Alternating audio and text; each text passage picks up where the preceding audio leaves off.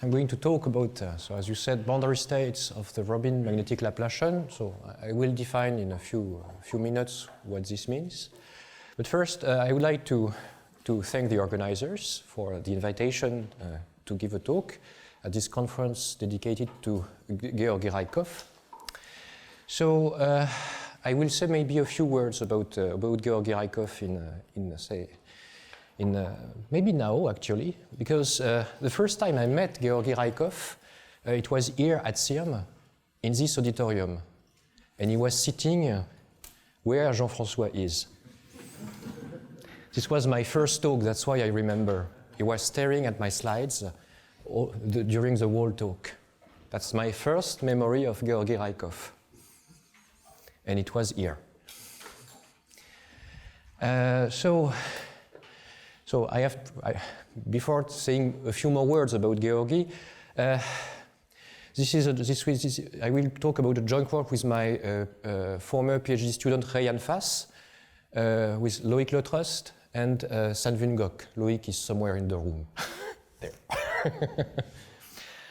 So some other words about Georgi first. I have to come closer, maybe.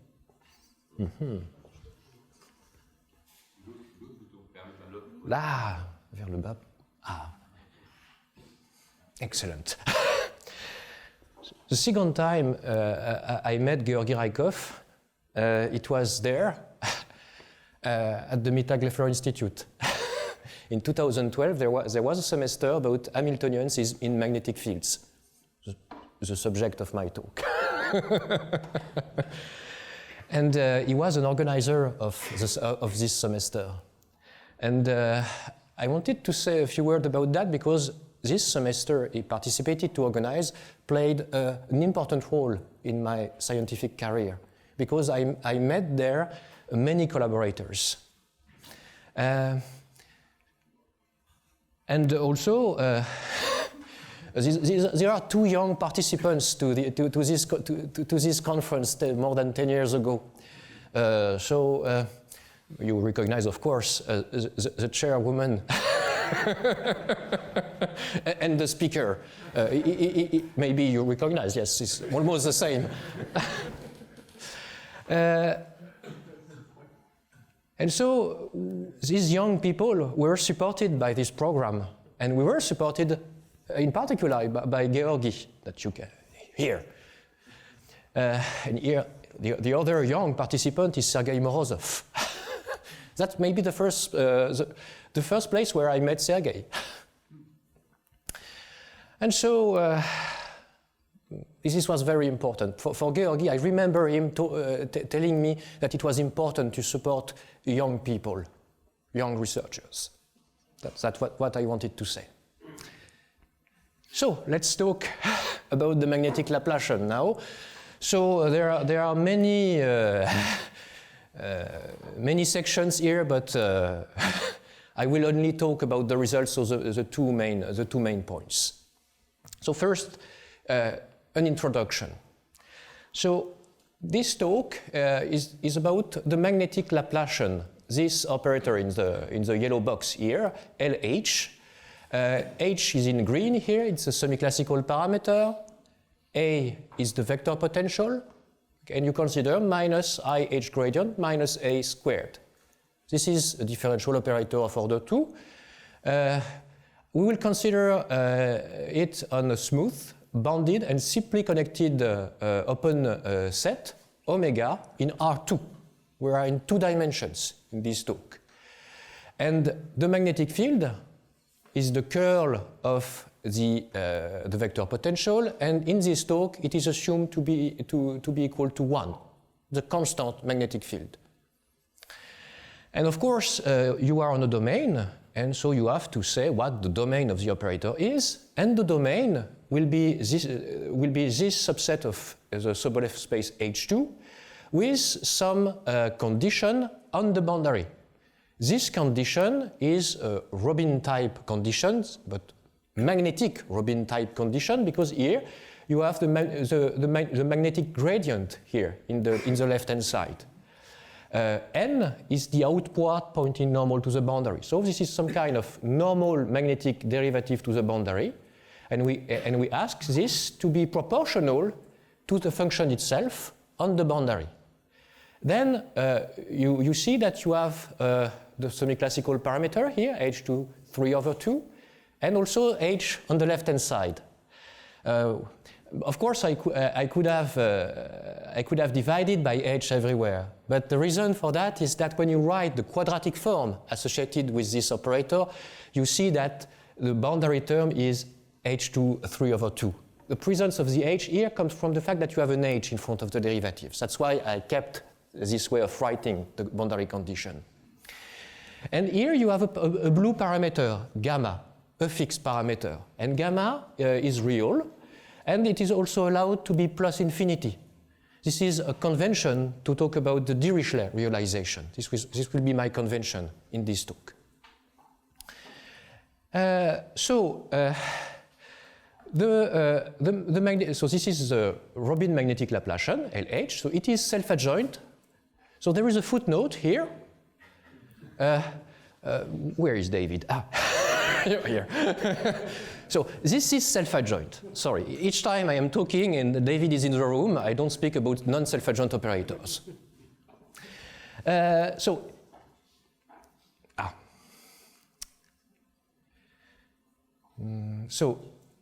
it has compact resolvent, the spectrum is discrete, and the aim is to describe the spectrum in the semi-classical limit h goes to 0.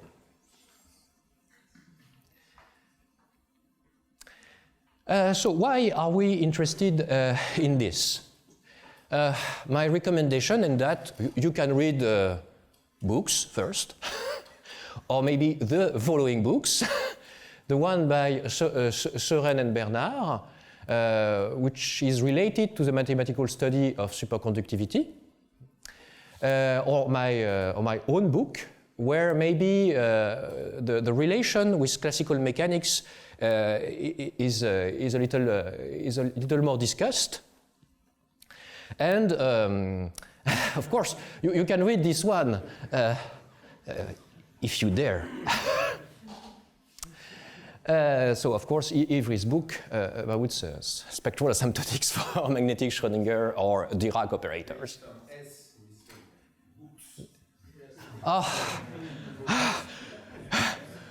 Of course. And so my personal motivation is actually to extend my knowledge about magnetic Schrödinger operators, especially the motivation to find normal forms to describe magnetic Schrödinger operators. And my some kind of obsession is to find such normal forms to be able to describe accurately tunneling effect in presence of magnetic fields. So by tunneling effect, I just mean that imagine that your system has symmetries, that the magnetic field is symmetric or that the domain is symmetric, then what is the consequence on the eigenvalues? Do they become non-simple eigenvalues? Some questions like that. Study exponentially small effect when h goes to 0. And actually, the study of the magnetic Laplacian itself is interesting because it shares some common features with sub-Laplacians, which appear in the study of sub-Riemannian geometry. This is another motivation for me. So, to describe our results, I need some notation, and I need the Robin-de Gennes operator. So what is this operator? So this operator is here, h gamma sigma. So gamma is the blue parameter in the Robin condition, and sigma, say it's a real parameter. Actually, it's a Fourier variable. This is a differential operator of order 2, and with electric potential, T minus sigma squared, and the domain is just B2, so B2 is H2, and you ask T to the power 2U has to be in L2 of R plus. So we are on R plus here, T is positive. And the boundary condition is the usual Robin condition. So this operator has compact resolvent, and you can consider the increasing sequence of its eigenvalues, mu n of gamma sigma. All of them are simple. These are analytic functions with respect to sigma. Here they are. Here you have this, on the horizontal axis you have the variable sigma. So the blue curve here is mu1 as a function of sigma. So gamma here equals -1. So this is mu1. So you see that here it goes to plus infinity on the left side, and on the right side it goes to 1, the first Landau level. Then mu2 goes also to plus infinity on the left, and then it goes to 3, etc., etc. And actually, I am going to show you a proposition, but maybe I can show you the proposition on the picture. So, here you see that there is a minimum. Actually, there is only one. It is a non-degenerate minimum, and it is the same for all the curves. Each one has a unique minimum. This minimum is non-degenerate. And as I said, you have all the limits, 1, 3, 5, etc.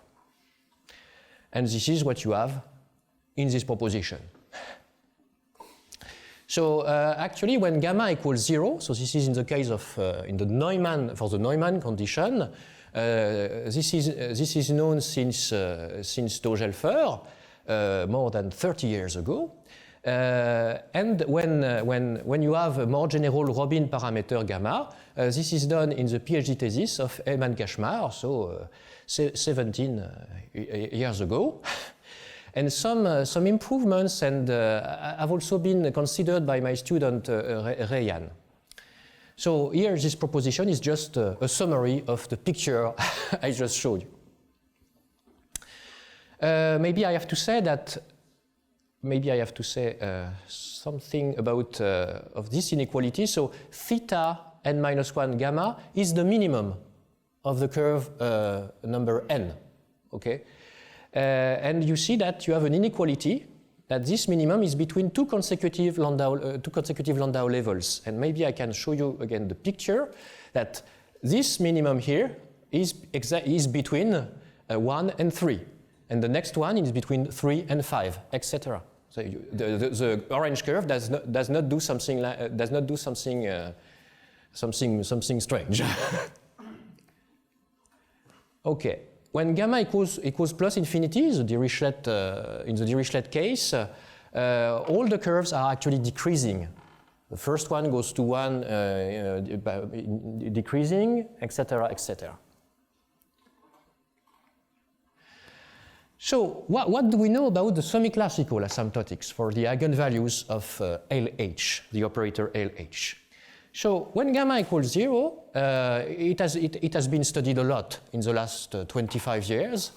Especially, you can consider the paper by Elfer and Moram in 2001, and there you can find a two-term expansion of the ground state energy, so say lambda 1 of H, two-term expansion, and it is obtained by variational means. So insert test function to get an upper bound, and then perform a partition of the unity, Taylor expansions, and to find the lower bound.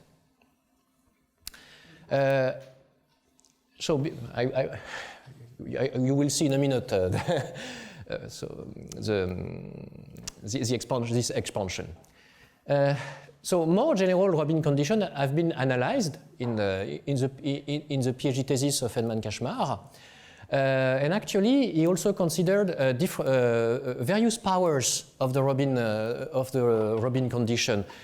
In this talk, I just consider the power h to 3/2, and in his PhD he considered general powers. But actually, this critical power, this power 3/2 is critical, because if you take a larger power, then it will look like the Neumann condition, and for a strictly a smaller power, it will look more like the Dirichlet realization. And so, at this scale, you have, this is an intermediate scale where gamma will play an important role. So I have also to say that and Kashmar also considered the case of variable Robin conditions, but in this talk, gamma is fixed. And so if you take his work, when gamma is constant, and when the power is 3/2, here is the two-term expansion that is stated in his PhD. So the first term is of order h, and this is theta naught of gamma. Theta naught is the minimum of the first dispersion curve. And the second term is of order h to 3/2. You see here kappa max. So as its name suggests, it's the curvature, the maximum of the curvature. And here some positive constant c of gamma. As I said, when gamma equals 0, this is exactly the result obtained by Bernard and Abderrahman. This is a generalization. And you see there are some dots here. Why? Complex. There are some dots because actually we will see that it is not, this is not exactly correct. It is stated that for all gamma, this is like that. And I will say a few more words about that later. So when gamma equals plus infinity,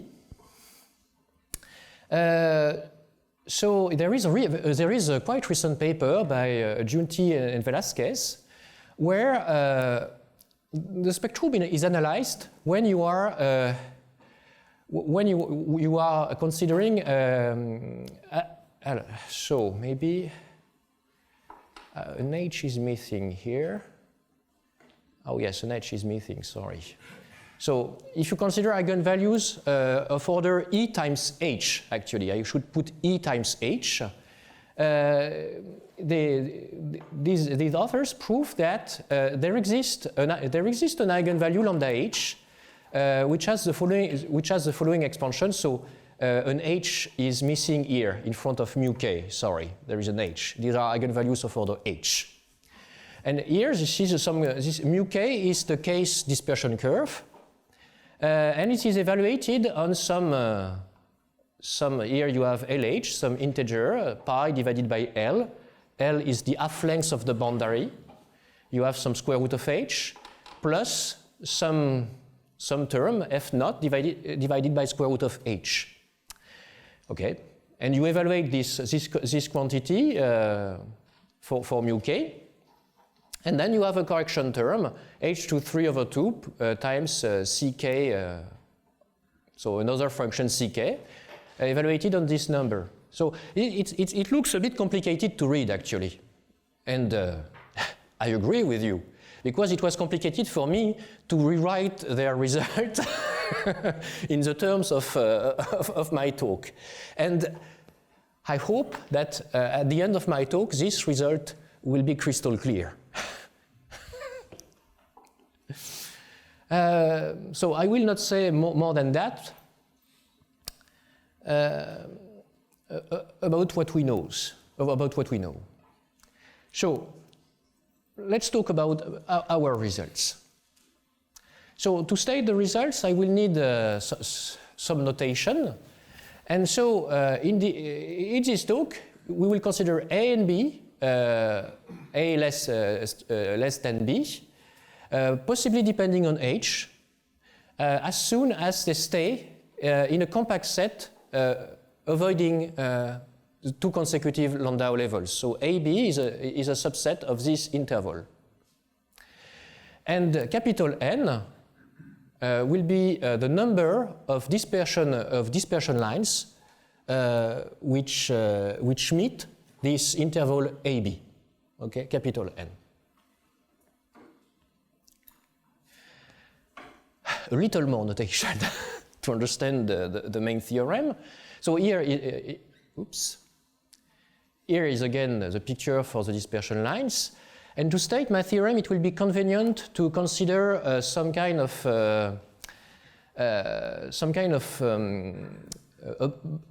bounded versions of mu1, mu2, mu3, and mu_k. Our main result is about describing the spectrum in the interval aix-bh. Okay, and so the dispersion lines away from this region here, this gray region, will not play any role in the description in the semi-classical asymptotics for the eigenvalues in the window, say aix-bh. So, and I will work with a smooth function mu_k circle, which is bounded with all the derivatives bounded, and which coincide with mu_k in this window. Okay. So this is very easy to construct such a function. You just consider some function psi0, an increasing smooth bounded function, and you just compose. So here you have here mu_k circle, and you just compose mu_k with this bijection psi0. Okay, and this gives you something coinciding with mu_k in this region, and something bounded, say at least on the left. Okay. So I replace mu_k by mu_k circle. And why that?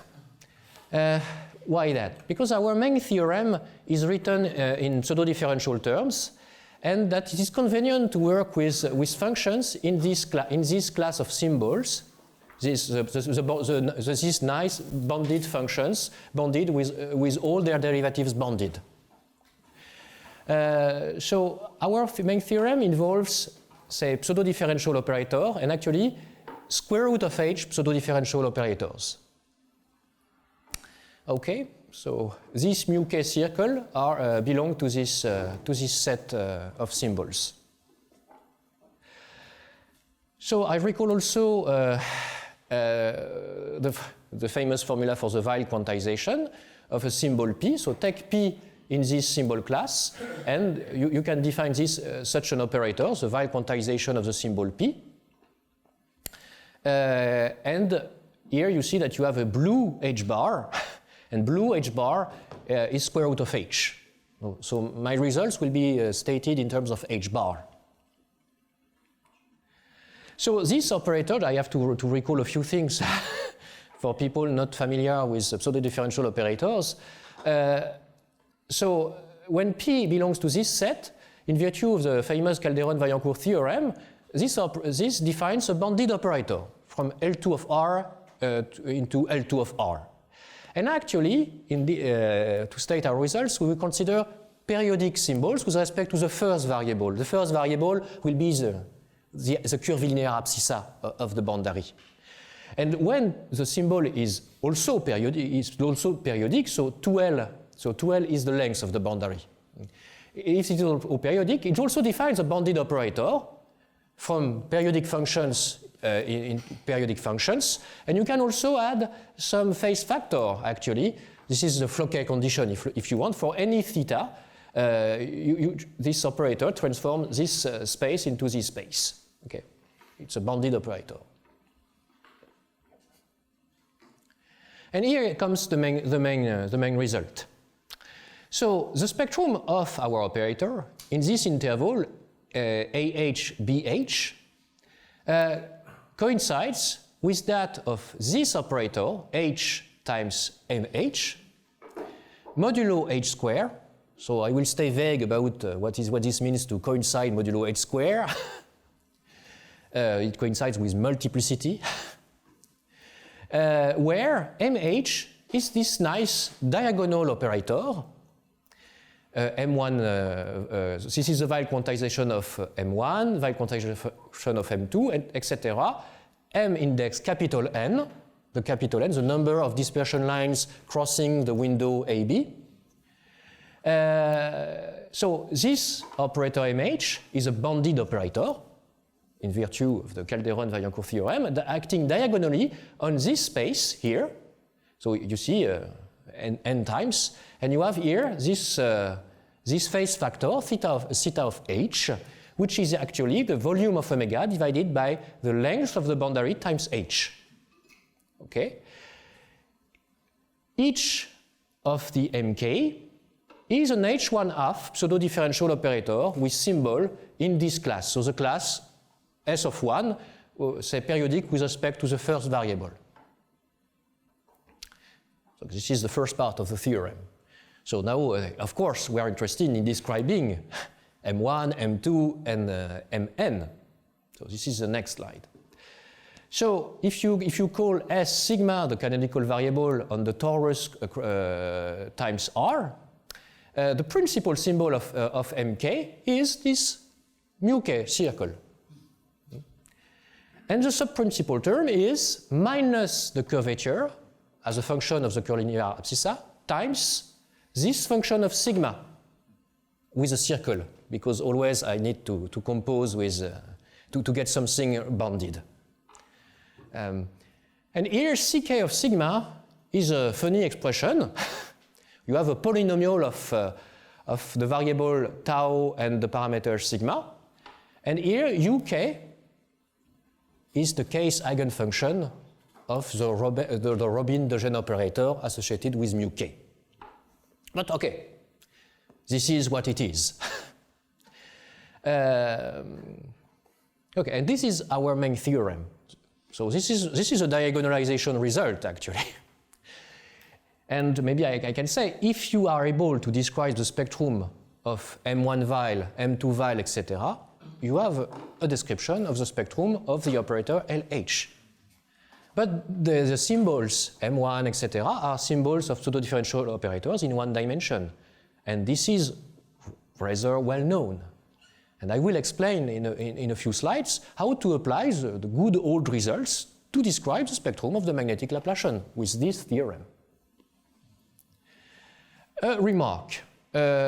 I said that we have the spectrum coincides modulo h to the power 2.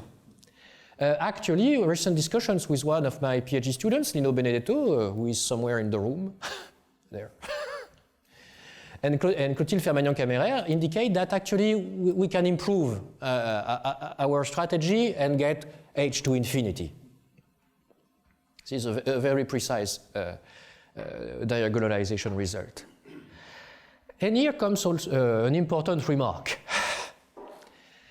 So here you have this subprincipal symbol involving the function ck of sigma. And, and if you want to describe, say, the low-lying spectrum, you will consider k equal to 1, m1. This function has a unique minimum, which is non-degenerate, which I call psi k minus 1 of gamma.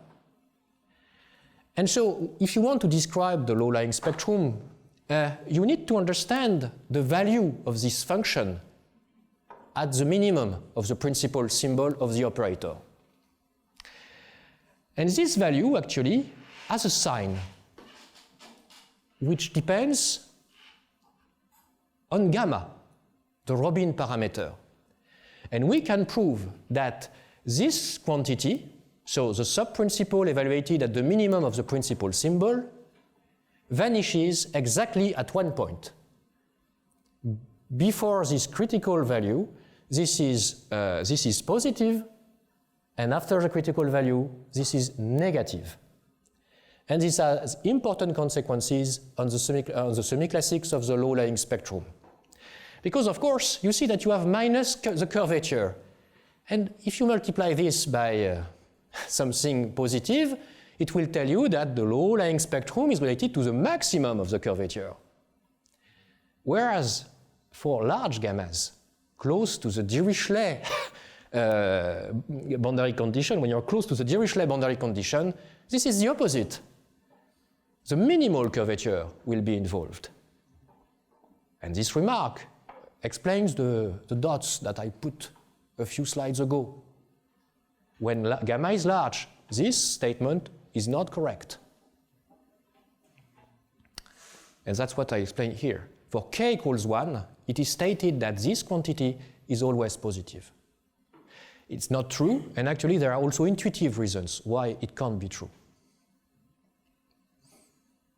I can explain that at the end. Here is a corollary of our main theorem about the spectral asymptotics for the low-lying eigenvalues. So consider a gamma avoiding this critical value. Consider epsilon, the sign of this quantity, so the subprincipal symbol evaluated at the minimum of the principal symbol, and assume that epsilon kappa admits a unique maximum at some point S max. Of course, it depends on the sign it depends on gamma. Assume that it is non-degenerate, then you have the following asymptotics for lambda j, the j's eigenvalue of gamma h. The one-term asymptotics is the theta naught of gamma times h, so the minimum of nu 1 times h. You have a subprincipal term of order h2 of 3 over 2, C1 evaluated at the minimum of the principal symbol, yes, times kappa of S max. But of course, kappa of S max is kappa max or kappa min, depending on gamma. And you have here the spectral gap. You see the j, here's the j for the lambda j, and you have h to the power 7 over 4 times some positive constant related to the second derivative of the first dispersion curve at the non-degenerate minimum. K2 is the second derivative of the curvature, minus the second derivative of the curvature at this point S max. Okay. And maybe I have to stress that actually this asymptotics is uniform as soon as J does not grow too much with respect to H. There is some kind of uniformity in the description of the low-lying spectrum. When gamma equals 0, this result has been established by Soren and Bernard, but maybe the uniformity with respect to J was not stated in the paper, if I remember correctly. And our result, this corollary extends the result to any value of the Robin parameter. And here the important remark that from our proof, we can see that when gamma is less than this critical value, the corresponding eigenfunctions are localized near the points of maximal curvature. But when gamma is large, they are localized near the points of minimal curvature.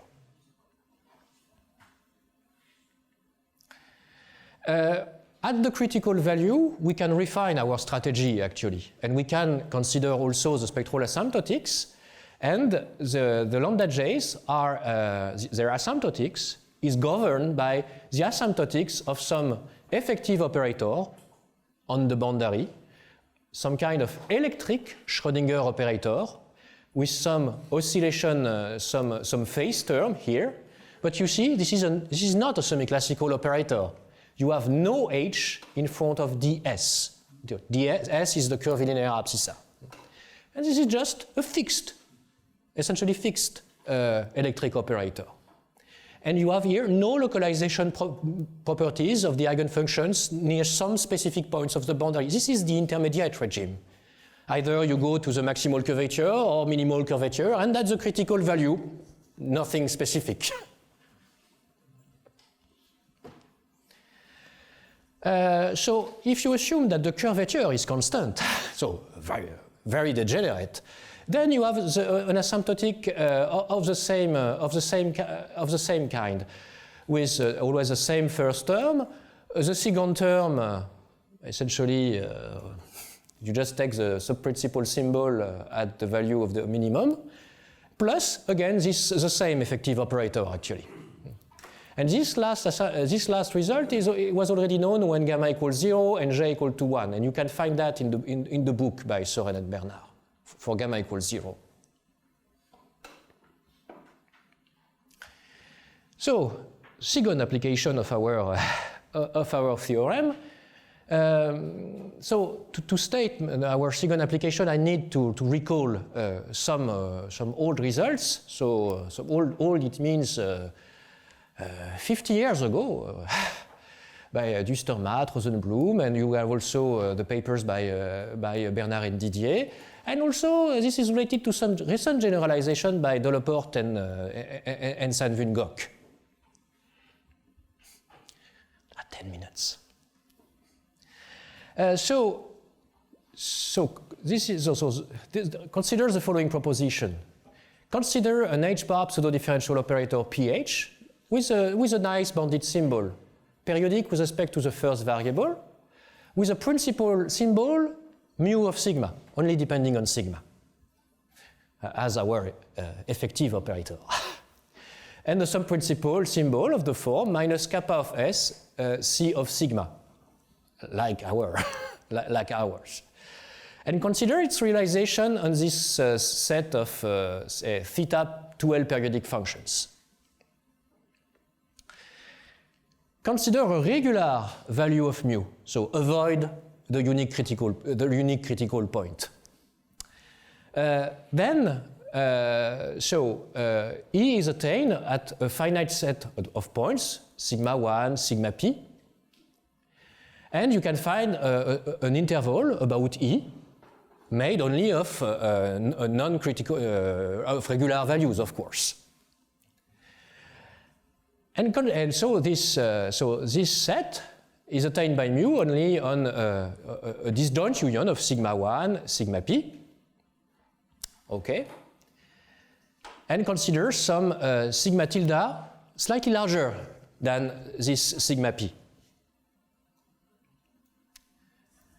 Then on each of these connected components, you can find a smooth function of sigma depending on h bar with an asymptotic expansion in powers of h bar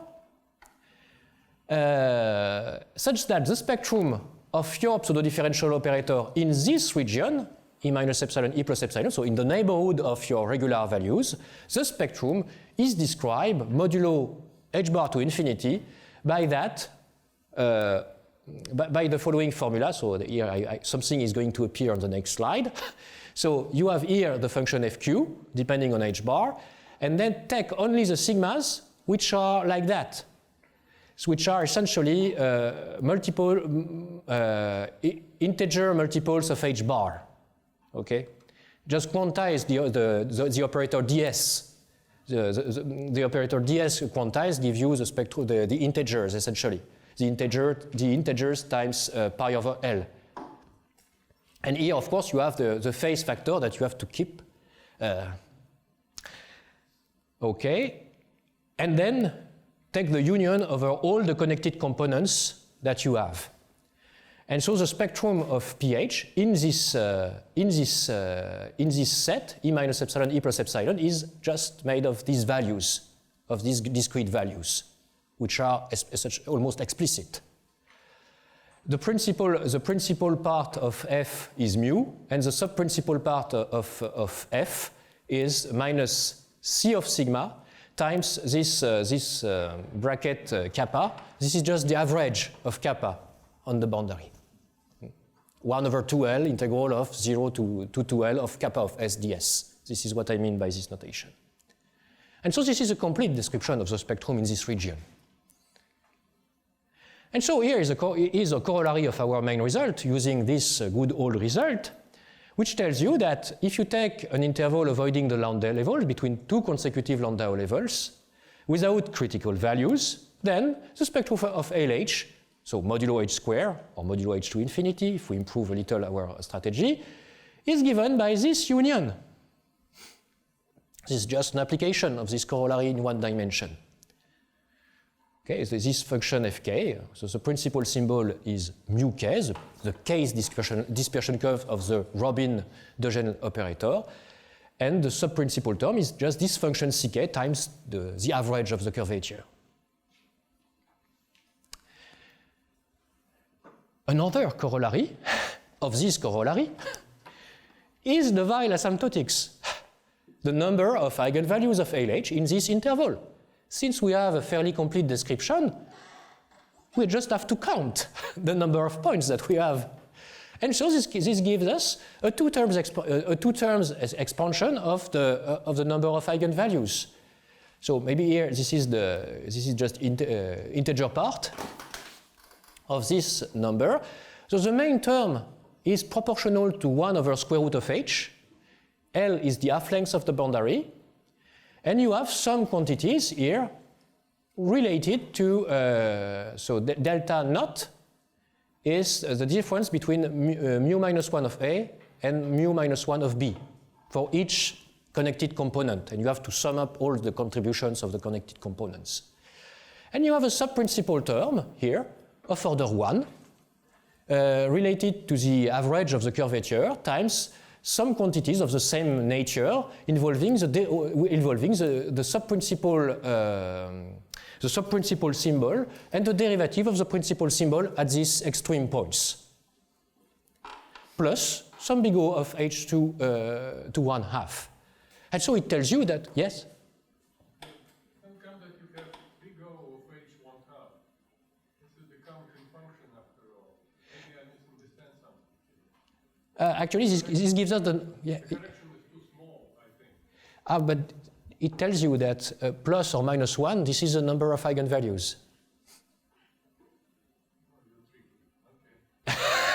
So this tells you, yes, of course, that's you can remove the integer part and remove the big O of h to 1/2, and you can say this number, plus or minus 1, is the number of eigenvalues. Why didn't you do it like that? So that someone can ask the question. Yes, of course. So when gamma equals 0, so Neumann, and when the window is below 1, the one-term asymptotics is known since a couple of years. 3 minutes, 2 minutes. I will not talk about the proofs, as I said. And when gamma equal to plus infinity, so the Dirichlet case, the one-term asymptotics is a consequence of some results that you have in a paper by Oria, Seren, Rupert, and Bernard. And actually, they study even the case of variable magnetic fields. And finally, maybe just to avoid to... I will just show the picture. This is the last corollary. Here you have essentially AH times A and BH. And this is a picture to explain that we can describe the behavior of the eigenvalues in this window. So in the case when you have only regular values. And so here we are considering the eigenvalues, say below 1. So the window here is below 1 times h. So where the first dispersion curves is like that. Okay? And so if you take a regular value, you have 2 points. The derivative here is decreasing, and here it is increasing. And you have here 2 families of curves. The one coming from this part, and the one coming from this part. And if you want to follow the eigenvalues that you have in this window, you can, with our theorem. Here you have the red curve coming from the left, and then it meets the blue curve coming from the right. And then if you want to follow the eigenvalue that you are considering, then it will increase, decrease, increase, like that. And the vertical width is, say, h here, because I divided everything by h. Okay, h. And we have here the amplitude is of order h to 3 over 2. And this is essentially, there is some periodicity. This is of order h square. And this description is a consequence of what we said. And so to end the talk, I will not talk about the proof, of course. So this is the proof. You can read, of course. And as I said at the beginning of my talk, Georgi was supportive to young people. And I showed you the young people from the past, Connie, me, Sergei, and these are young people from the present. Thank you very much.